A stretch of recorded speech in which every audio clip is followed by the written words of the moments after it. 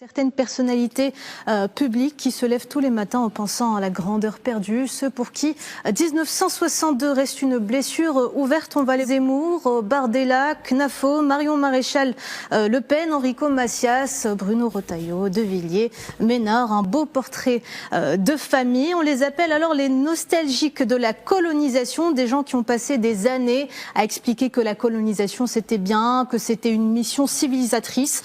Si demain je suis en capacité de le faire, j'irai les voir personnellement et je discuterai avec eux dans un rapport de force assumé. Il faut bien comprendre, monsieur Barnier, que le monde qui vient est aussi un monde de rapport de force. On le voit avec Trump, on le voit avec Poutine et on le voit aussi avec un certain nombre de les faibles, les naïfs, tous ceux qui s'habillent en enfant de cœur dans un monde où tous les dirigeants politiques sont habillés en treillis.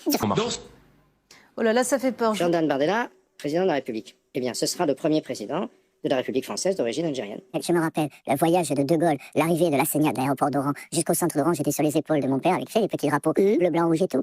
Et 4 ans après, on est en 58, 4 ans après, le même De Gaulle brade l'Algérie. Alors peut-être qu'il avait ses arguments et tout, mais ils sont inaudibles.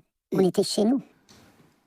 Oh là là, que d'émotions. C'est tellement émouvant qu'on a décidé ce soir de décerner notre tout premier trophée de la nostalgie coloniale avec une mention spéciale, chagrin colonial persistant et syndrome de l'empire perdu. Je vous le laisse.